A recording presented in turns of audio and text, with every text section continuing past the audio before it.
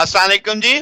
आज का टॉपिक हमारे पास devices using the PN junction है। लास्ट टॉपिक एक तरह से सेमीकंडक्टर में हम देखने वाले हैं। बुनियादी तौर पे तो ये इलेक्ट्रॉनिक्स में हमने पढ़ चुके हैं।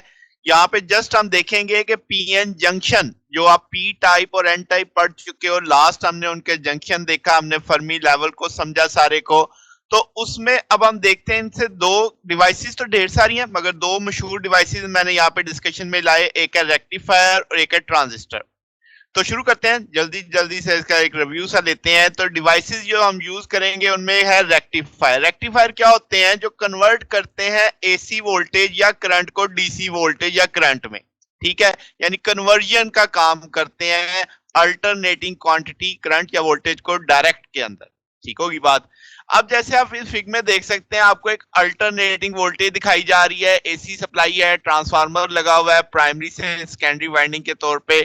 तो अब आपके पास यहां से पीएन जंक्शन दिखाया गया है, तो पी टाइप और एन टाइप के साथ। तो अब आप देख सकते हो कि आउटपुट क्या आ रही है कि सिंपल एक हाफ मिल रहा है आपको। जो नेगेटिव हाफ था वो क्लिप हो गया, वो नहीं आ रहा। तो हम ऐसे को बोल रहे हैं कि ये कन्वर्ट हो गया है एसी से डीसी डायरेक्ट में। अगर जो प्योर डीसी नहीं है, बट कंसेप्ट वो हम ले रहे हैं फिल वक्त। मैंने सिर्फ समझाने के लिए हाफ वेव रेक्टिफायर यहाँ पे डिस्कस किया है। तो आप साइन वेव देख रहे हैं जैसे इनपुट पे लगी हुई है। तो ये जो साइन वेव है, वोल्टेज जो बेस लाइन करेगी फॉरवर्ड बायस के रेक्टिफायर में, वो हम कहेंगे कि वो वहां से गुजर जाएगी वोल्टेज, और वो आउटपुट पे आपको मिल जाएगी।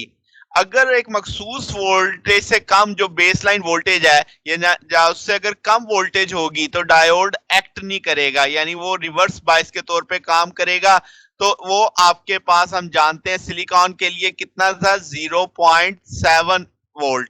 और आपके यानी पोटेंशियल बैरियर जिसे हम बोलते हैं। और आपके पास जर्मेनियम के लिए कितना था, 0.3 वोल्ट। तो जो डिप्लीशन लेयर की जो पोटेंशियल बना था, लास्ट लेक्चर में हमने ये पढ़ा। तो उस हद तक वो हमारी बेस लाइन है। तो उससे कम वोल्टेज अगर होगी तो वो नहीं गुजर पाएगी, उससे ज्यादा होगी तो गुजर जाएगी। फिर फॉरवर्ड बायस रिवर्स बायस हमने पढ़ लिया कल के लेक्चर में। जब पॉजिटिव टर्मिनल कनेक्ट होगा पी के साथ तो फॉरवर्ड, जब नेगेटिव कनेक्ट होगा पी के साथ तो रिवर्स। तो नेगेटिव आप जब आएगा तो वो पी के साथ कनेक्ट होगा तो वो रिवर्स बायस पे चला जाएगा, तो आउटपुट आएगी नहीं आपके पास। ठीक है, तो लोड, वो जो आउटपुट पे रेजिस्टेंस लगी हुई है, इसे लोड का नाम दिया होता है। ठीक है, तो अब हमारे मुताबिक यहाँ पे सिर्फ पॉजिटिव हाफ आ रहा है, नेगेटिव हाफ नहीं आ रहा, नेगेटिव हाफ कट चुका है।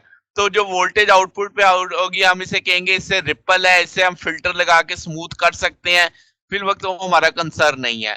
तो आपके पास इनपुट अगर प्योर डीसी होती है, अगर कोई ये पूछ ले कि इनपुट पे ही आप प्योर डीसी लगा रहे हैं, तो अब ये ट्रांसफार्मर तो डीसी पे ऑपरेट नहीं करता।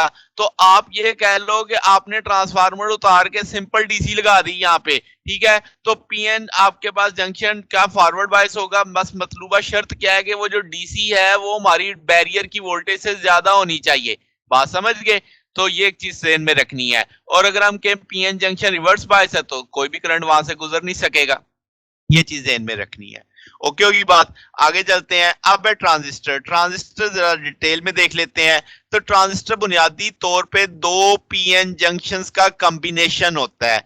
जैसे आपको यहाँ पे मीटर, बेस और कलेक्टर दिखाई दे रहे हैं, इसके तीन पोर्शन है। ठीक है, और आप इसे पीएनपी के तौर पे समझ सकते हो, यानी पीएनपी, या आप इसे एनपीएन के तौर पे समझ सकते हो, एनपीएन। ठीक है, तीन हिस्से हैं तो तीनों को आप नाम दे सकते हैं।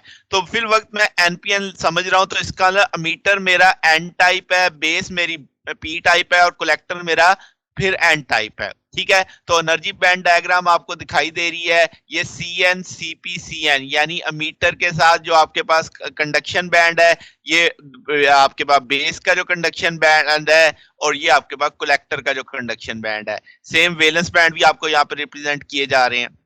अच्छा, तो अब एक्चुअल ऑपरेशन में क्या होता है कि एनपी, यानी कि emitter base junction forward bias होता है। यानी नेगेटिव टर्मिनल किससे कनेक्ट होता है, मीटर के साथ, और पॉजिटिव टर्मिनल किसके साथ कनेक्ट होता है, बेस के साथ, यानी पी की जिसे आप कह सकते हो।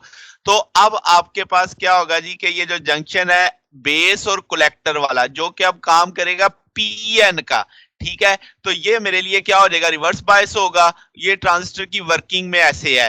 तो अब आपके पास फॉरवर्ड बेस में जाहिर सी बात है क्या होगा कि जंक्शन की विड्थ क्या हो जाएगी, स्मॉल हो जाएगी। रिवर्स बायस में जंक्शन की विड्थ बढ़ जाएगी। जैसे आप देख भी सकते हैं, ये छोटी विड्थ दिखाई गई है, ये बड़ी विड्थ दिखाई गई है यहाँ पे। तो अब अगर मैं कहूँ इसका ऑपरेशन देखते हैं, तो हम कहेंगे मीटर से इलेक्ट्रॉन निकलेंगे जो बेस में जाएंगे, और ये कुछ इलेक्ट्रॉन, अगर मैं नीचे तस्वीर ले आऊँ, तो आपके पास ये इलेक्ट्रॉन रिकंबाइन करेंगे होल में बैरियर के अंदर, ठीक है। मगर ज्यादातर क्रॉस कर जाएंगे क्योंकि बैरियर आपका पतला हो चुका है, और वो आपके किस रीजन में दाखिल हो जाएंगे, बेस रीजन में। जैसे आप इस तस्वीर में देख रहे हैं, पतला आपको बैरियर दिखाया जा रहा है, यहाँ पे बड़ा बैरियर दिखाया जा रहा है। तो अब आपके पास कोई भी बेस रीजन के अंदर वोल्टेज प्रेजेंट नहीं होगी, तो वो आपके पास डिफ्यूज होंगे अगले बैरियर की तरह, यानी पीएन जंक्शन की तरह, जो अगला आपके पास था।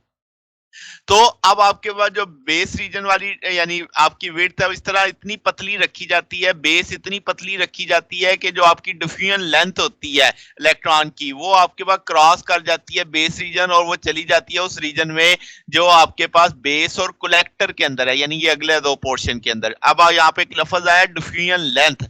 तो वो डिफ्यूजन लेंथ वो डिस्टेंस होता है कि जब आपके पास इलेक्ट्रॉन चल सके बगैर किसी रिकम्बिनेशन के, यानी उसको रास्ते में इतनी पतले रख दो, इतनी पतली बना दो कि होल के साथ रिकम्बाइन होने की लेंथ ही ना मिले, तो डिस्टेंस ही ना हो आपके, तो वो डिस्टेंस आपकी डिफ्यूजन लेंथ होती है। तो जैसे मैंने कहा कि बेस की डिफ्यूजन लेंथ इतनी कम रखी जाती है कि वो आसानी से बेस को क्रॉस करके अगले रीजन में चला जाता है, जो उस रीजन में जो बेस और कलेक्टर के बीच में है, ठीक है। तो जैसे ही वो उस रीजन में दाखिल होगा, कलेक्टर वाले रीजन में, वहां पे बैटरी तगड़ी लगी होती है, तो वो आपके पास क्या है, उस इलेक्ट्रॉन्स को अपनी तरफ क्या कर लेती है, खींच लेती है। तो इस तरीके से आपके पास इलेक्ट्रॉन करंट फ्लो करता है किसके अंदर, ट्रांजिस्टर के अंदर।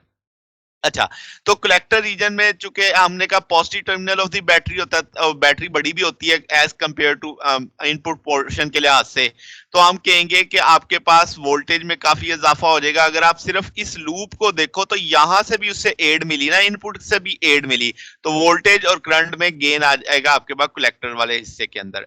अब एम्पलीफिकेशन की अगर हम बात करें, तो जो कलेक्टर करंट है जो प्रोड्यूस हुआ है इलेक्ट्रॉन के फ्लो की वजह से, मीटर बेस जंक्शन से वो दाखिल हुआ है, तो आपके पास वो एम्पलीफाई हो गया, क्योंकि आउटपुट तो आपके पास कलेक्टर वाले हिस्से में है ना। अगर आप सिर्फ इसका करंट देखो आईसी, तो उसमें ऐड हो रहा है एक तरह से, तो वो यहां से जो इनपुट के पोर्शन है उसमें ऐड हुआ है, तो वो गेन का कंसेप्ट आ जाएगा आपके पास, ठीक है। तो इंक्रीज जो कलेक्टर करंट में है वो प्रोपोर्शनल होगी किसके, बेस मीटर करंट के। यही बात अभी मैं समझा रहा हूं, तो उसे हम एम्पलीफिकेशन फैक्टर कहेंगे, या हम कहेंगे जो लोड करंट या वोल्टेज में डिवाइड हुआ फैक्टर है, तो आपके पास यानी आउटपुट ओवर इनपुट का कंसेप्ट आ जाएगा, ठीक है। तो हम कहेंगे 100 तक हम उसको गेन को समझते हैं, ठीक। आफ्टर सर्टन, यानी आपके पास जो जब बेस वोल्टेज काफी बढ़ जाती है, तो गेन आपके पास फिर कम होना शुरू हो जाता है। क्यों? क्योंकि आपके पास ज्यादा करंट जब बेस मीटर से चलेगा, और लेस करंट आपके पास किस में जाएगा, कलेक्टर में, यानी एक आपके पास एक बैलेंसिंग लेवल आ जाएगा, उसके उससे ज्यादा फिर आपके पास एम्पलीफिकेशन होना मुमकिन नहीं होगा। तो ये एक सादा सादा सा कंसेप्ट था। हमने देखा पी टाइप एन टाइप, ज्यादा तो इसमें बस डिप्लीशन लेयर का ही कंसेप्ट समझाना मकसद था। जो हमारा बुनियादी मुद्दा है, इलेक्ट्रॉनिक्स वाली प्लेलिस्ट के अंदर वैसे डिटेल के अंदर सारे टॉपिक डिस्कशन किए गए हैं। वहाँ पे ट्रांजिस्टर की वर्किंग भी है, रेक्टिफायर भी दोनों है, हाफ वेव फुल वेव सारी चीजें वहाँ पे डिस्कशन में है। तो ये हमने सॉलिड स्टेट के पॉइंट ऑफ व्यू से हमने इस टॉपिक को देखा था। तो ये हमारा आज का टॉपिक था। अगर आपको इसमें कोई बात पूछनी हो, डाउट हो, तो नीचे कमेंट्स में पूछ सकते हैं।